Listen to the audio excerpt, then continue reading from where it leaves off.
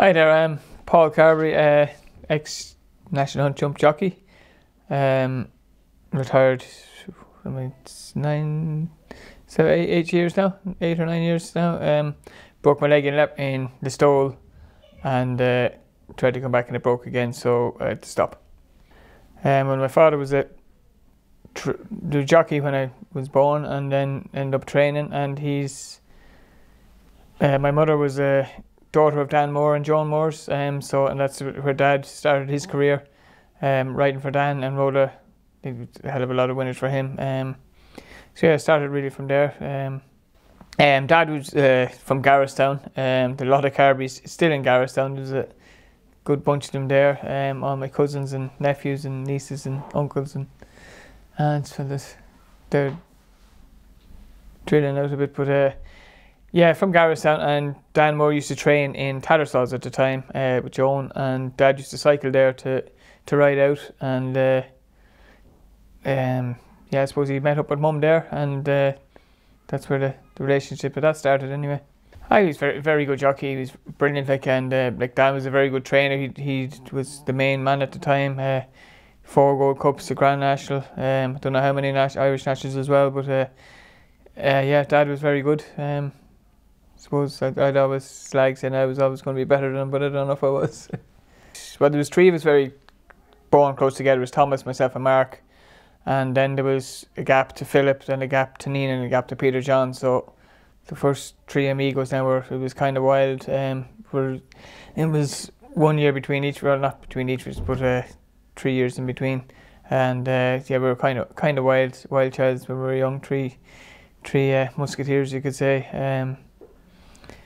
It was kind of hectic for poor Mum anyway. Dad didn't really mind too much, but it was hard work for Mum, I'd say. Myself and Thomas were into the ponies all right, and I think a stray pony came into the yard one time, or near to the farm.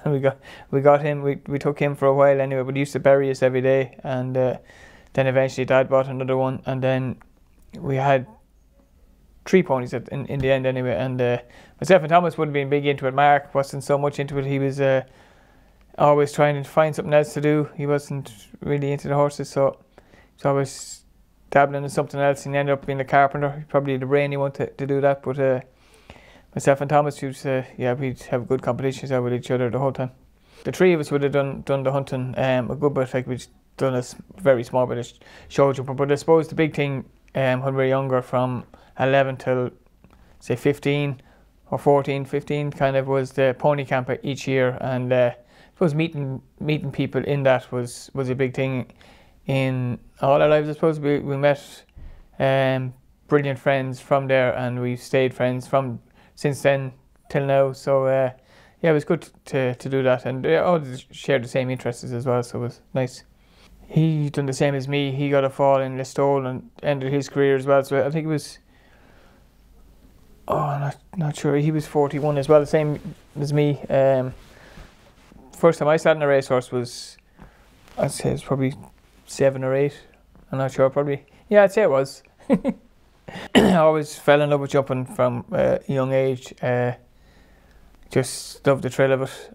Even out hunting, especially out hunting when you don't know what you're coming up to next, and it's just the thrill of not knowing, and not knowing if the horse or pony get over it, but the thrill of getting over it when you do jump it. He never had that many big numbers. I suppose the most he probably ever had was 16 or 17, but mainly around 10 or 9 or 10.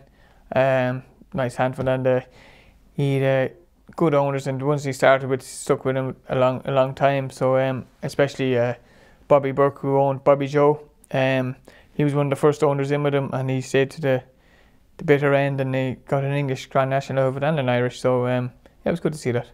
I didn't do a whole lot. Thomas done a bit more than I did, my older brother, because he was older. He just got lucky that they asked him to ride, and so I didn't do a whole lot of it. And I remember Dad used to be coming home from the racing with Mickey Flynn, I think it was, a few lads, and they were saying how crazy this pony racing is, and I think he tried to shy us away from it a bit. And then they let Nina do all the pony racing she wanted. But anyway, yeah, we were kind of, I think Dad was listening too much to Mickey Flynn and a few other boys saying that it was mad, it was crazy, your boys would get killed. But anyway, But he didn't mind sending me over to Aintree when I was 16 to go over the national fences. Thomas actually the plan was for him to go point to pointing, and he got knocked out off a pony a few years before that. We were playing in the fields, and I got off the pony to pull the reins over to get a stick or something, and pulled the reins over his head, and his pony went under my pony's head, knocked him off, and he got hung up in the stirrup, and he got dragged around for ages, and there was a few rocks, big stones in the field, and he banged it, his helmet came off, and he banged his head, he got knocked out unconscious. So he ended up being in a coma for about 5 days, maybe a week, and when he came over, he had to learn how to walk and talk again. So that was him out of the way. So they said I was able to go for my license then, so I got my license when I was 15 or 16, turned 16. Actually, before that, I got run over by a car and ran over my knee and put a big hole in it, so I thought it was in doubt for a while. But luckily enough, that healed up. And my hunter was a thoroughbred, and I wanted to point him, and they said, well, you can ride Joseph Lib if you want to ride your own horse as well, Golden Seas. So I said, fine. And yeah, I was 16 on the Friday and then rode him on the Sunday, and luckily enough, he was the first ride and he won. I was in Glencairn I think it was Durkin's place in sort of Bray, and it was lashing rain. All my friends from Pony Club, and the Lords, the Foleys and the boys come up to see it. And luckily enough, because the horse had 13 stone, and I'd say I was about 6'10" at the time, so I had 2 lead bags of 2 stone and a saddle of 2 stone. So for me to try and carry that, I wasn't able to, but the boys thankfully helped to carry it back in when he won. So Dad told me when you're coming to the fences, just put your finger in the neck strap so you don't sit back too much or get left behind the horse. So that was fine. Came down to the first, but he stood off outside the wings, had my finger in the neck strap, but when he stretched, my finger got very tight in the neck strap, and I thought my finger was going to come off. I said, "Feck that, I don't want that anymore." So just sat up the neck, and he, and in fairness, he was a brilliant jumper, and the whole way around he was winging fences, turned into the straight. I think there was probably 4 in front of me, and started to kick him on. He got up sides. John come to the last, jumped in front anyway. Next thing, of course, I gave him a pat in the neck, and John started to get close to me, and I said it was about that in it at the finish, but don't think John was too happy. He was always Conor O'Dwyer was always saying to me, "Oh Jesus, he never forget you, man, giving out that skinny ass bastard." Anyway, we held on just as well. There was no photo finishes, I'd say, at the time, but anyway, I had 5 rides in point to points. Like the plan was, like Dad didn't want me to go point to point, and wanted me to go on the flat. I think I could have done a week in Bulgers before I went point to pointing, or a few, yeah. No, I think he might have sent me there afterwards. Yeah, he sent me there afterwards for a week, and didn't want to be going jumping too quick. He thought it was too late. Well, I was only about 6'10" at the time, so he was 2nd and 3rd maybe, and Joseph maybe another 2 times, and another horse ran 5th or 6th. Went on from there. We went to Fairy House, and we ran in another open. I think we finished 2nd or 3rd. I think it was one of Clem Magler's horses, but then we were heading for Aintree to run the Hunters Chase over the national fences, which I had been dreaming of doing since I was about 4 or 5, I'd say. So one thing I wanted to do was to ride over them fences, and started off well. We jumped. Well, he warned me going out. He says, "Whatever you do, don't go driving too much and go and ask for too many long ones." And jumped the first, jumped the second, grand, came to the chair, jumped the chair. I think he got a little bit of a fright of the chair, jumped the water, and then we're turning down to run where you start the main Grand National. Jumped the first. I could see him coming down to the first, and he can feel him looking up the whole time. I know he's after spotting the 3rd. He jumps the first one in the national course, comes to the second, he's still looking up, jumps that, and he comes to the next one. He just was down in tools. He was after spotting it. He was down in tools, so I'm thinking in my head, Dad says, don't hit him, don't hit him. So I kind of said, give him a bit of a push, but he put his foot in the ditch before the fence and hit it with his chest. He stayed this side, set me catapulting the other side, flat me back. First of all, that I got racing, and I was a bit sore now, but there was a lad beside me with a broken leg and he screaming, so it wasn't too bad. Oh, unreal, yeah. It was a pity he done that, because I could feel him backing off and looking at it. You want a horse to be going at it, but he was giving me super right till then. We went back to Punchestown afterwards. I had my horse in the bank race, my Hunter, and then after that I was shipped off to Jim Bulger's for a workout. Contract for 3 years as an apprentice. Don't think I did the 3 years. I did just a bit short of it. I got my first winner on the flat for Jim Bulger in Petronelli in Leopardstown, in the sprint, 5 furlong sprint. Nordic Displayer won on him in Navan. I think we're probably the only 2 winners I rode for Jim or Mr. Bulger. But I had a few outside winners as well when I was there, and then Christy Roach was the main jockey. Then there was Willie Supple, Seamus Heffernan was there, Conor Everett, myself, AP, and Stevie.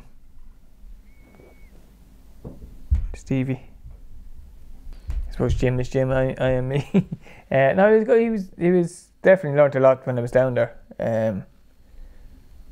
It was great to get the experience down there anyway. I always wanted to go jumping, and I was kind of bored of the flat and wanted to sort of move on. And so Dad said, right, I'll try and organise something. So he spoke to Noel Mead, and then luckily enough, Noel said he'd take me on. So we got out of gyms and we went to Noel's. I was still in the flat at the time, yeah, but on the view to go jumping. So Stephen Crane would have been there in the flat. Charlie Swan over jumps.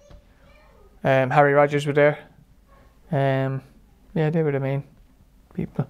That was big enough, but he was kind of in between going from the flat to jumping.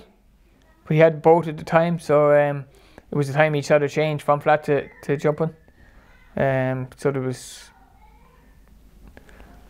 probably 80 when I went first, and then it grew to 130, 140 maybe. I think it was Noble Emperor I won in Sligo. I think I won them probably before I went to Knowles. Yeah, but he skated up, and I think that was my first winner for him. That was on the flat anyway. I kept riding on the flat, but then I got my jump license out. But I got my jump license out sort of halfway through the jump season. Dad wasn't just too keen on me going jumping. Afraid to get hurt or whatever, and I suppose Noel was probably trying to look after me as well a bit. But yeah, so I went halfway through the jump season, and it's probably a pity, because if I started off at the start, I was champion apprentice that year, and I might have been champion condition the same year, but I wasn't, because I only started halfway through. Terry Mitchell beat me by 1 or 2, I think. Well, it was definitely National Hunt. It was the national the whole time. It was the main race that I ever wanted to win. I suppose I had to look up to Dad for a lot of it. And then it's when I started riding, I suppose I was watching Richard Dunwoody, Adrian Maguire, all the big boys, Jamie Osborne and Norman Williams, from the likes of them. So Charlie Swan was a great asset to me as well. He was very good. First National Hunt winner was Random Prince in Fairyhouse. I thought they actually moved the winner post back to the second last, because I took it up there and I won about 20 lengths. And no one was too happy when I came in. But it was the best bit of advice I ever got in my life. Charlie Swan came up to me and said, when you're going well, stay going well. And I took it into what he said, and I realised he was right. Just when you're going well, just keep the horse with you. And look, it definitely helped for the rest of my life anyway. I did a little stint in England for 3 years, went over to ride for Robert Ogden. But I was still coming back to ride for Noel every Sunday, so I sort of never left. 95, 96, 97, I'd say. Well, he was actually, the first year I went over, he became champion owner. I think first 2 years he was champion owner. So he had a lot of horses without having a restart. Like Squire Silk, he won a Toko Trophy. Edelweiss de Moulin was a good horse. He had a lot of horses that were up the north and were winning races, and but he'd no major one then, I suppose, at the time. Some of us like the pressure, some of us don't, but I don't mind it. I go out and try and do my best in every race, and like if you haven't got the horse, it doesn't matter what you do. So I ride the horse to what it is, and try and block everything else out. And first Shetland ride was Rhythm Section for Homer Scott, and he won. And he beat Noel Meade's horse Heist, which was favourite. And I think Noel wasn't too happy because I was claiming 5, and he reckoned the £5 bet him. Emulating history again. Dad was the same. Tri-Pacer, I think he was the first ride that won.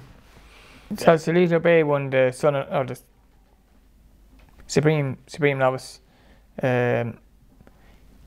He was a horse that came off the flat, and I remember Noel coming out and just saying, he'd stay, just don't be afraid to go for him. So we did. Went from down the hill, and I'm lucky I did, because if I didn't, he probably wouldn't have won. But I did walk. Oh, he beat Best Mate, and he never walk alone, maybe. Yeah, so coming down to the last, I got a fall previously out hunting, and I had a crack in my back, or cracked something in my back, but I had a hematoma. And when I came to the last, the hematoma burst, and I thought somebody was after hitting me across the back with a sword, and so I kind of had to go through the pain barrier from the last to the line, and probably didn't look as stylish as I usually would. But I knew that was, if I'm going to have a winner, it's going to be today, so just keep pushing, and look enough I did. Crossed the line in pain, and couldn't even celebrate. It was in that much pain, and couldn't even give Noel a hug when I came back. It was the pain was set in. But so that was my 3 rides that week. I rode 2 other horses on the Thursday, Flower the Pearl and Fable in the Triumph Hurdle, and he finished about 7th, and then Flower the Pearl was 2nd in the Gold Cup. But to take a day off with the pain in the back.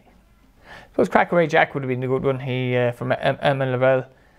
Timmy Murphy was after winning the big hurdle on the Saturday, but he had to ride one for Pipe. I think there was 30 runners in, and was told to drop out, and I was asking Timmy, he says, "Oh yeah, drop out last, that's great." He said, that's the way I like it. And yeah, travelled away great, come down the hill, and only one going real well, and Timmy was in front of me, so just passed him going to the last, or not after the last actually, and won well. Well, won nicely enough. Yeah, I remember being back in the weight room, and AP was saying that everybody's coming down the hill, they start pushing and getting lower. He says, then I look at this little fecker in front of me getting his ass higher. It must be going well. Frenchman's Creek, I suppose, he was another nice one for Hughie Morrison, who had previously ridden in Cheltenham, and took it up 3 out, and the horse stopped, so I knew won't be able to go near the front till very late. And yeah, he jumped great coming down the hill. It was about 7th or 8th. Just biding my time a bit and getting there nice, and then he missed the last, but still he was able to sit up and coast him home. And they were all special. Like another one, Very Wood. He won the Albert Bartlett, Belvano. I enjoyed him. He was for Nicky Henderson. He came to me on the Tuesday of the race, and he said, "I have a horse for you on Friday." He says, "You'll win him, Belvano." Told me how to ride him then and there, and I told him how I'd ride him, and we did that, and it worked. Going native, he won the Supreme Novice as well, another one for Noel. Noel was sick at the time, I think he was in hospital. So he would have got out of the bed and kicked me when he seen me taking up, turning in, but anyway, we got to the line in front anyway, so it wasn't too bad. Saul was winning the Stayers Hurdle. Very pleased to get the ride in him, and yeah, it was a great race to win. With Solwit, I got lucky because I think Davey was injured, and it's kind of Timmy couldn't ride Crackaway Jack, so it's kind of, if you're there and you're good enough to get the call for it, is good, like, from Nicky Henderson as well, so it's grand. Nice to be called and asked. Harry Molly in the bumper. Thank you, Willie. I was booked to ride one for Willie Mullins, and Willie said, no, he didn't need me. They'd be afraid, because sometimes I get a fall and I wouldn't be able to ride, and he'd be afraid to get broke up, so he didn't want me, and so I got to ride in Harry Molly for Joe Crowley, and won. I suppose another one we're missing there is Nicanor.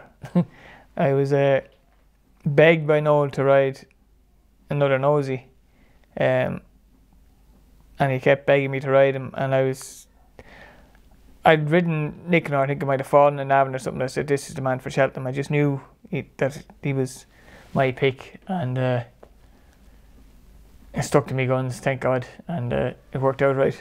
And he actually bet Denman, so it wasn't a bad achievement.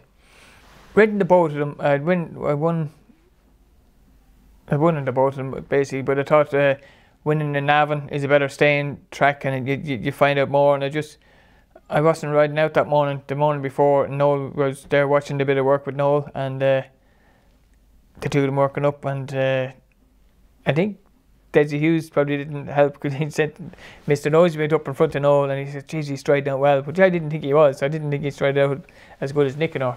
They weren't working together now, they're working separate, but I suppose it was always swaying to Nicanor, so I was always going to think he was going better.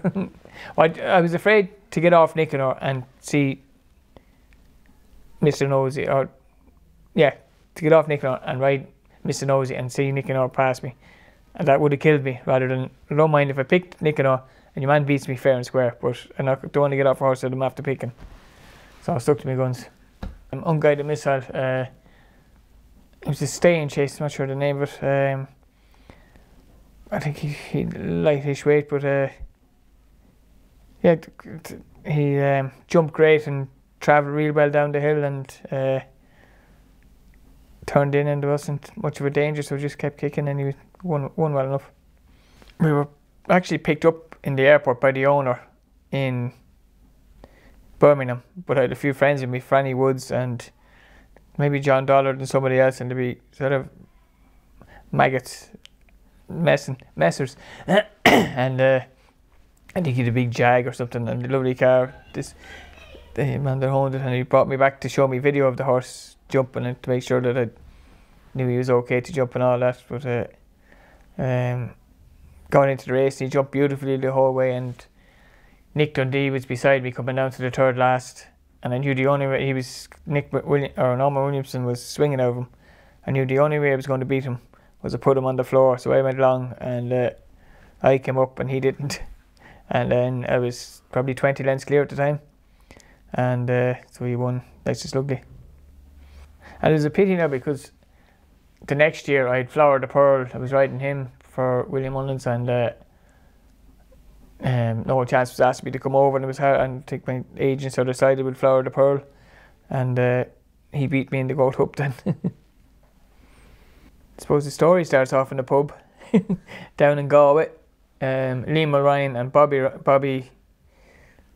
Burke were they were co-owners with Dad for a long time, and then I would say split, but went their separate ways or whatever. But Bobby Burke was there with Liam Ryan. He said he gave him a horse, and by Bostino, and he said he could have him, and I think they were in the pub, and he says, here, I'll buy you a pint from him, and the pint, and drank the pint anyway. But that was the horse, was Bobby Joe.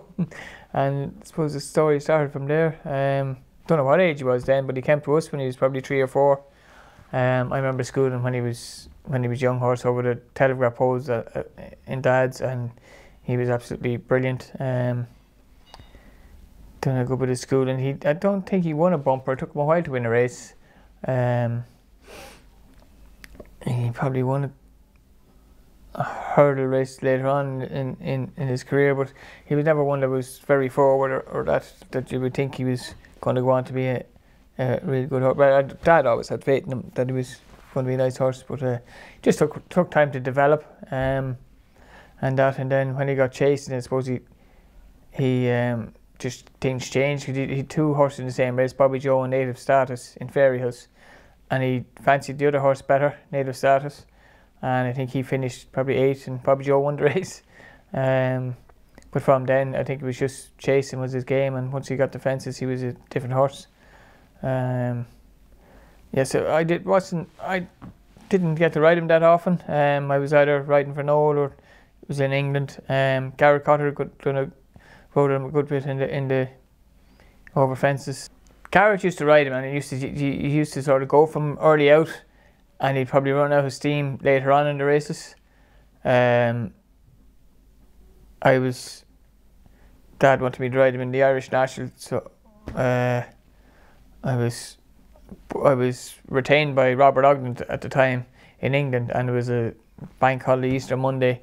I was worried I wouldn't get away. I know Richard Hughes said he'd step up and ride him. He said he'd ride him in the national, but then Richard said it. No, I thought it was the English national he wanted to ride in. But so we Graham Bradley, I think, on standby as well. And then luckily enough, I was able to get off, and so it all worked out. Fancied him big time, yeah. Dad fancied him. I suppose we all fancied him. There's a lot of money in him. They backed him locally. A lot of money went on him. I down the inner the whole way, so that got a good run. Ruby took it up about 4 out and Papillon. I came to the 3rd last and might have just took it outside the wings. This is grand. This is always left. Sat, I think there was 2 or 3 in the straight. Jumped the, not sure if the 2nd last or 3rd last, and I don't know if it was only 2 at the straight at the time. There was. Jumped the 2nd last, and then said I'd just niggle along. I didn't want to get there too soon. So we kind of jumped the last upsides and then got stuck into him, and he went away and won by half a length, which was brilliant. But to look back on it, it was a brilliant some race. Like they said it wasn't a stiff Irish National, but then the first 2 home went on to win English Nationals, and the 3rd, call it a day, won the Whitbread. So it was a fair race in the day. It was brilliant, yeah, it was great. Like my mother would have been a big part of it as well. The whole family. I think Thomas led him up, or Bill led him up, but Thomas to be there. And, yeah, big day. I suppose he went out to the field after that, after the Irish National, had a break, and then came back. I don't think did I ride him much during the. He didn't do a whole lot of racing during the next year. He might have ran a few, but like when you run in a race like that, it takes an awful lot out of the horse. So it takes him a long time to recover. And I suppose he got his mark for the English National, and he kind of protected that. And he went to Down Royal, was the race before he went to the National, and he won a hurdle race. But it was only when he got to the English National, going down to the start, that was back to full self. I knew what going out to the start is this back on fire, because he was dead the whole time at the race. It took a lot out of him. So he was only back to himself then. It was always my dream, is that I'd give up if I won the Grand National. I think I had 3 Brownies. It was the first horse I rode in it for Mouse Morris, and I got some spin off him. Like I was only young at the time and dreaming about riding the National. And next thing I end up making it, and the horse winging every fence. It was just, it was unbelievable. The spin I got off him. Led to the 2nd last, ended up finished 6th.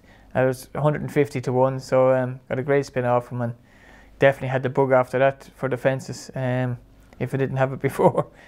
And yeah, so I had a couple of other rides, and I rode Russ Never Sleeps another year for my father, and he unshipped me at the 3rd last. He put his hind leg in the ditch and hit it and shot me off. My plan was always the same in the National: jump off handy down the inner, get a bit of light. There's always light down the inner because a lot of them go to the outside thinking they're there's not going to be any light. And there's always a bit of a passageway there, so that two or three off the rail, you can pick and just keep an eye on everything going on in front of you to see what's going well, or what's, like if something falls early, you can switch or whatever. So I got a great run the whole way. Jumped brilliant the whole way. The only one that I had any trouble with was the Valentine's. I tried to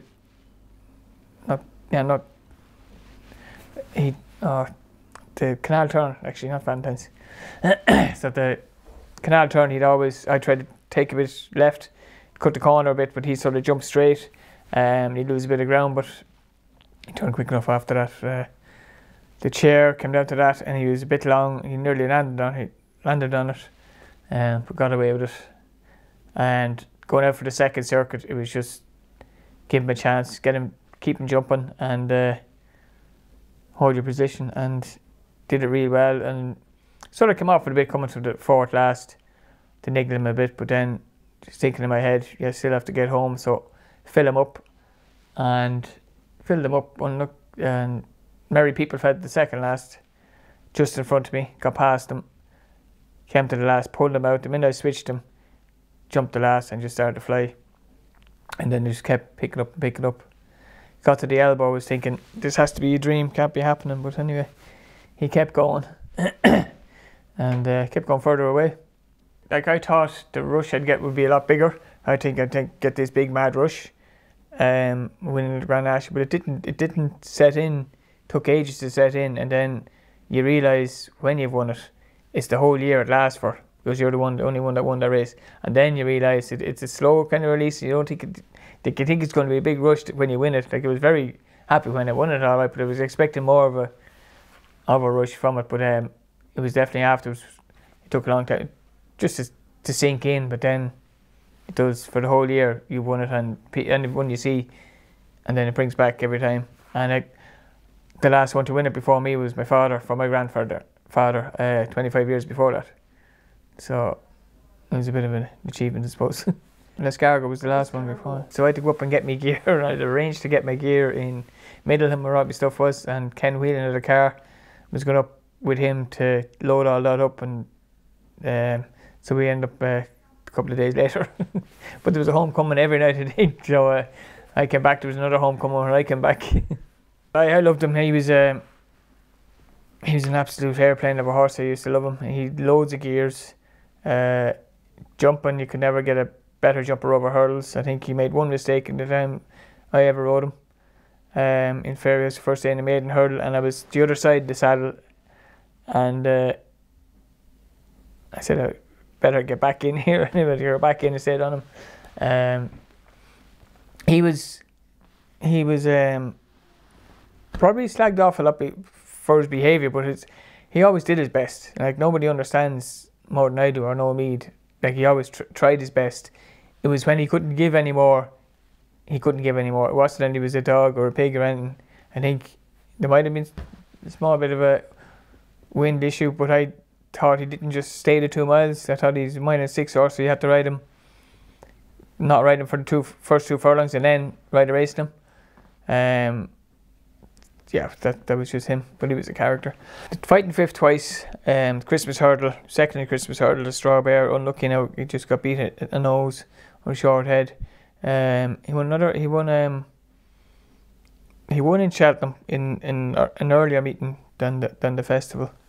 Flat track he's fine. It's 2 miles, flat track is fine, but 2 miles uphill, it just didn't really suit him. Quickly to go at a horse like that, the quicker they stop. So you just have to try and encourage them and give them. If you put the pressure on, his head's going to come up. So you have to keep his head down and getting him breathing for as long as you can. It's when you start digging in, the head goes up and he's not getting the air, and that's where the problem comes. Yeah, and the bows were great to ride for. Luckily to be associated with them, with Limestone Lad and Salarina. Got a good few wins out of both of them. And 2 of them very similar rides, out in front, gallop, jump, and they just had all heart and all guts and just kept going. Like, they were unbelievable, the 2 of them. Riding horses is easy once you I suppose everything's easy once you know how. But it's to manage, it's to keep them in their comfort zone. And them horses were always comfortable no matter what speed they were going. So the faster they were going, they were still comfortable. Your other horses wouldn't feel as comfortable. So you know when they're comfortable or when they're not. You couldn't go quick enough in limestone, lad. B for Salmon. I won them in first time I rode them was in the Clonmel Oil Chase in Clonmel, and Michael Horrigan said to me, he says, "This is the right horse."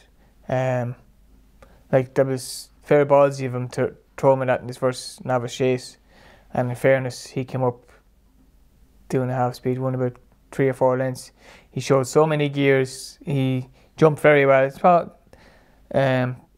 jumped some of them a bit big, but he was class horse, and yeah, good to be associated with one. You could probably win an Ericsson on him and whatever the Lexus as well. I rode him in a couple of Gold Cups, and he got a fall with Timmy Murphy the first down the back, and he never forgot it. Anytime he got there, he used to hate it. He used to just curl up and go the other way. But in Leopardstown, he was just a complete machine. He could jump the third last and just go, and he would just fly. I wouldn't say I would go to the rider in the country. I suppose probably oh, the other good lads were gone. They had to get somebody.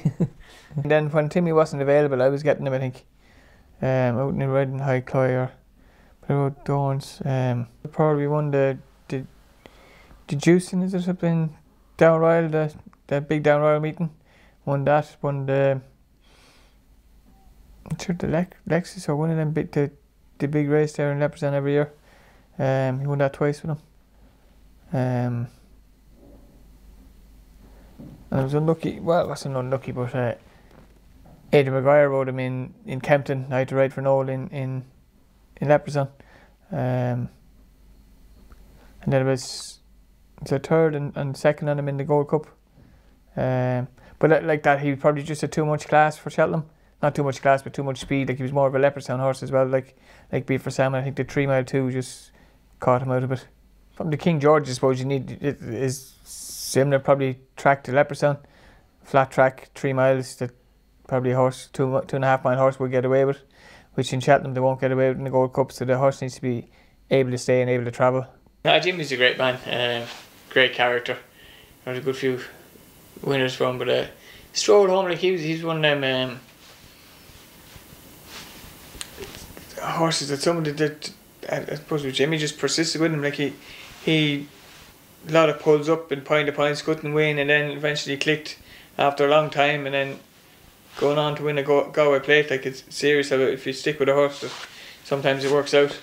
But yeah, I rode him in a 2 mile 1, and I'm not sure what weight I had, but probably 11.7, and he said make the run, and he says jumps well, and oh my god, did he jump, he was brilliant.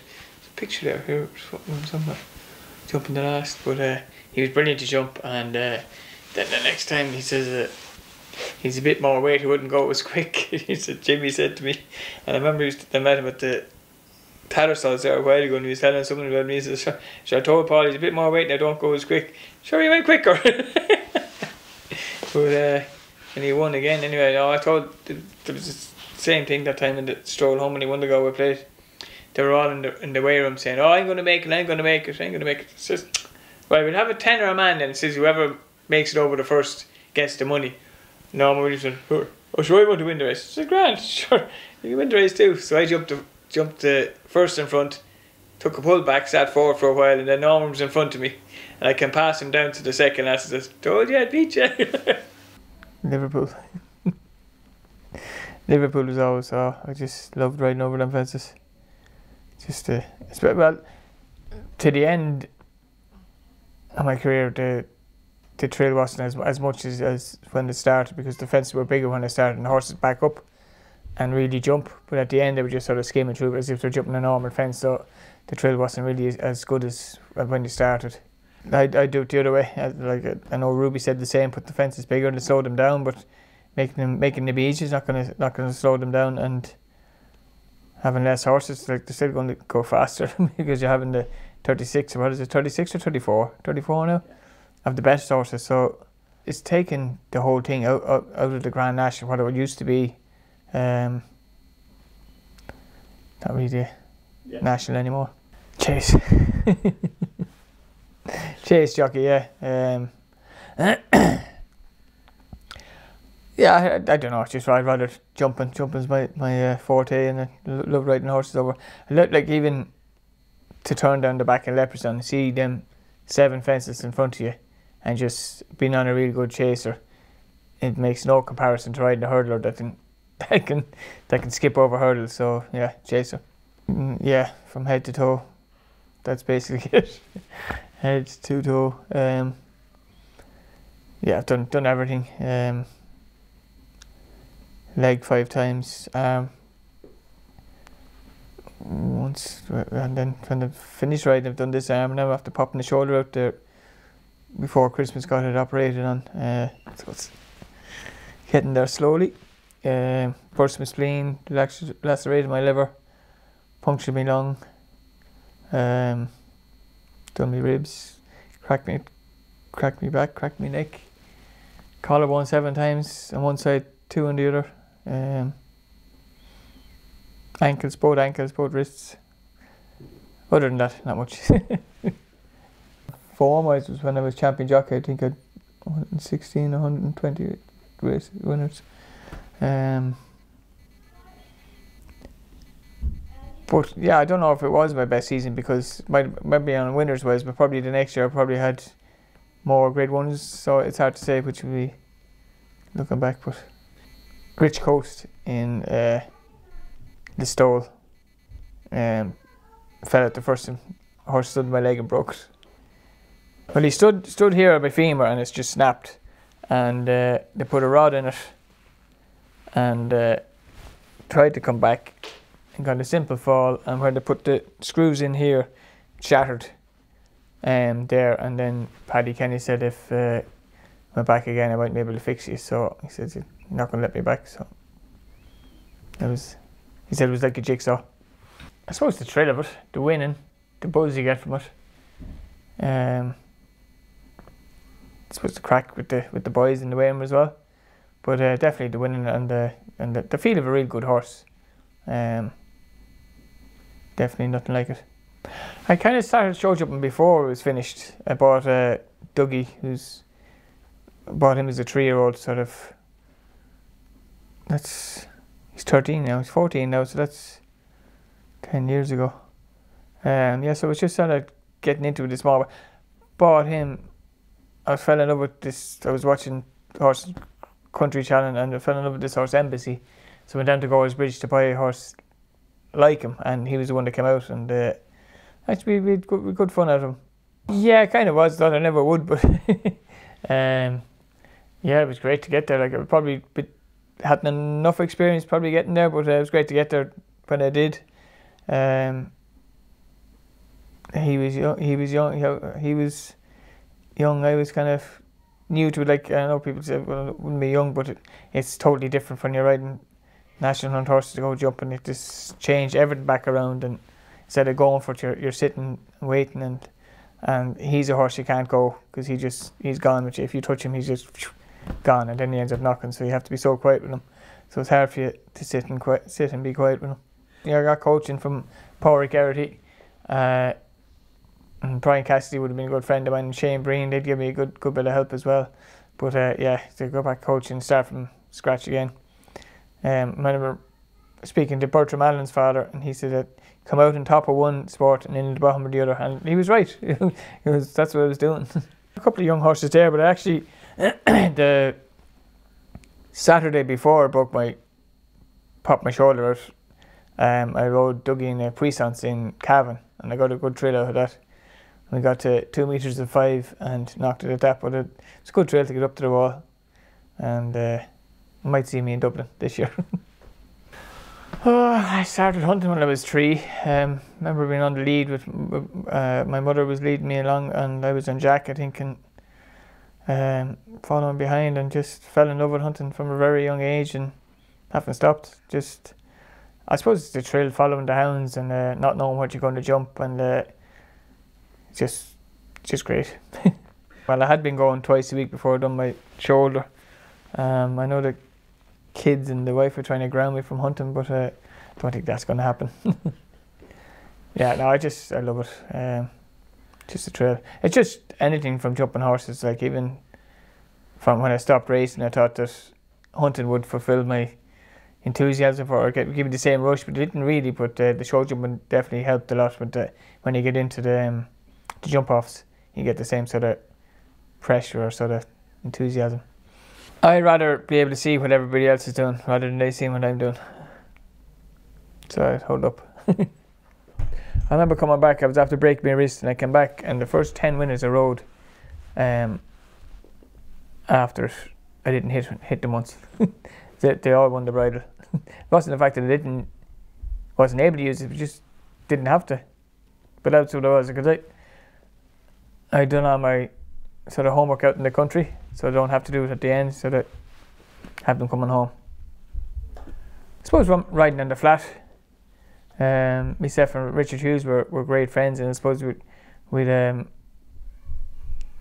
suppose the two of us rode similar styles. Just something we happened. Like even when myself and AP were in Bulgers, we'd always be trying to work on our styles. Then definitely from riding on the flat was a big help. I definitely think that every national hunt jockey should be sent for a season hunting, just to give them something. They'd learn a hell of a lot from it anyway. And you don't see it as much now, and even I seen there a while ago, and I know it's different now because Jack Kennedy was out there a while ago, and then Gordon won not to be hunting. But I suppose you have to look after him now because he's had plenty of breaks. But the younger lads should definitely do a lot of it. It definitely helped them. Instead of going to the gym, go hunting. The gym thing, I think, is more for the jockey's head than they think they're going to be fitter. They're going to make the horse go faster, but they're not. It's not going to make them ride any better. Or make the horse go any faster anyway. So I remember winning on Ratoad Gale.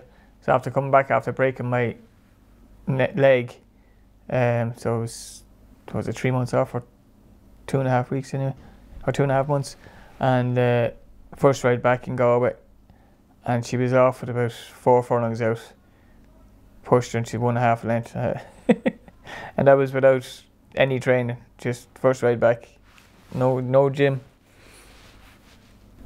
I did get the winning post mixed up in Tramore once with Mona Nurse, alright, for Niall Madden. It was a 1 mile handicap, I think.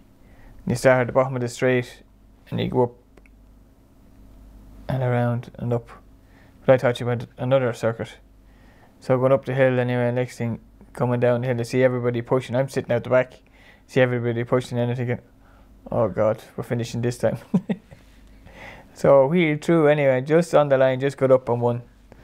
And I thought nobody noticed, but then Jerry O'Neill, who would have been a bit of a comedian in them days, hey Bosh, everybody thinks you're a hero. I know you fucking thought you did have to go. Says, you're right. He copped it. Anyway, we got away with it.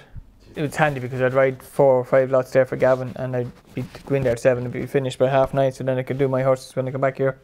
So breaking in pre-training. I do a bit for Noah Mead, JP McManus, and Eamon Dagnan and a few other people. Open to more people too. Could do with filling up the yard. Back them all myself and ride them all myself, yeah. Don't find them hard, they're easy enough when you do them right. They won't do it. I haven't had too many falls off them, touch wood. They've been, once you do them right, they're easy enough. They don't do a whole lot. Hunt, show jump, anything to do with horses really. Yeah, no other activities. Drop kids to school. But that was from Charlie Swan. When you're going well, stay going well. It's the best bit of advice I ever got, and it stuck to me in it, and definitely helped anyway. I got beaten a horse in Punchestown on the flat. Got beat ahead or something like that, and I kicked myself, gave out to myself, and just drove myself mad for a day over it. And then I said, right, not doing that again.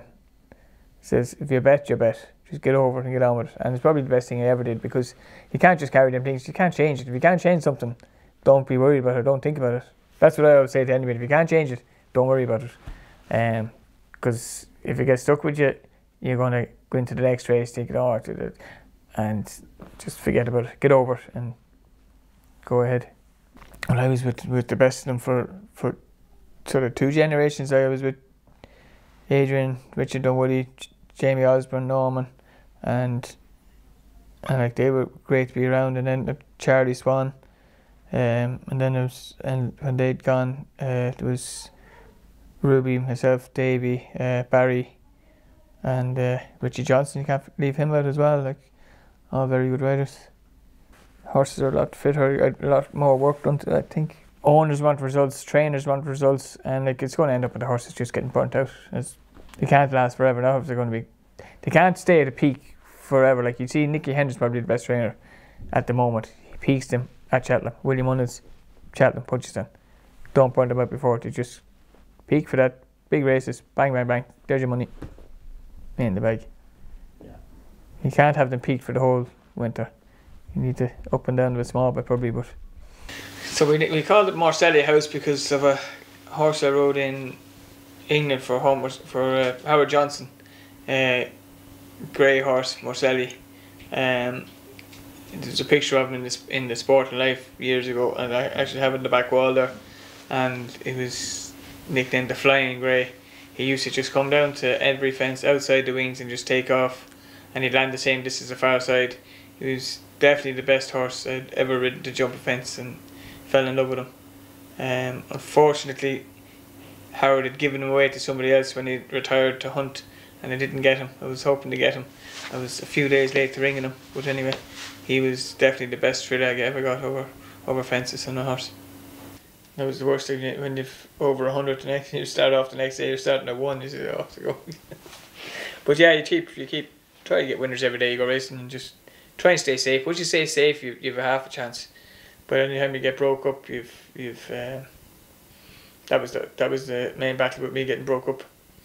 I spent probably 3 months out of every season being broke up with injuries. So watching somebody else riding your horse and winning when you're injured.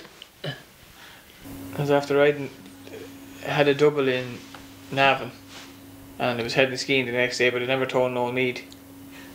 And he went to the pub, and afterwards he came back and watched the replay of Navan, and I got interviewed after my second winner and said I was going skiing the next day, and he wasn't too happy about it. But I think Emily, he was going out with Emily at the time, and I think she texted me or something that he wasn't too happy, but I think he'd forgotten that he'd watched it the next day anyway. And next thing I broke my collarbone, and I rang him straight away to tell him because I didn't want somebody else telling him. And he says, "It's a pity you didn't break your neck." He wasn't too happy I went. He says, "Well, good luck for Davey and hard luck for you. Bye." He hung up the phone. We're more friendly than rivalry. Like you're not gonna give them too much, you know. Like Barry done me one day, and he was looking for a room on a big day, and I got him back. So you sort of look after yourself. You look after somebody, they look after you. So that's the way I rode. Like I never went out to do anybody, but if somebody done me, by God, would I get them back. Myself and Rachel have been out a long time now, but we met previously before that. She was 16, and don't know what I was, a bit older, so I was probably 18. But she was leading up a horse in Punchestown for Michael O'Brien, and I spotted her, and then I sort of knew from then that I kind of liked her, and ended up meeting her up that night, and finally got to chat to her, or to talk to her a bit anyway, and just from then on we've been kind of friends for a while. 4 kids. The eldest is 14.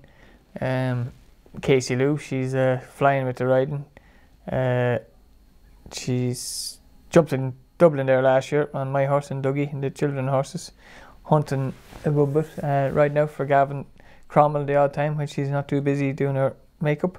And she's very talented. You can see her going a long way. Very natural rider. So yeah, she's good. Then we've LJ, who's 11. She's a bit quieter than Casey Lou, but very stylish. Wouldn't have been as confident younger, but now she's getting braver, and she always a lovely seat. Very good rider. She's doing a bit. She's 11 now. She's hunting away with the wars now. She's got the bug as well, so they're all out. Paul Charles kind of takes it on or off. He's like Davy Russell, comes out of retirement, comes in, out of retirement, back into it. So he's kind of, when it's raining now, you want to do it in the summer, he'd say.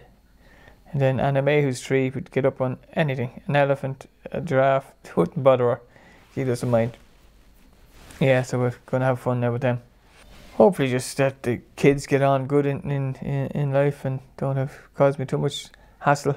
But I think that they should have good careers now. I don't know what way they're going to go, show jumping, racing. I know Mammy wouldn't like to see them getting hopped off the ground every day, but we'll see. It's going to be hard to stop them. They're very keen on it.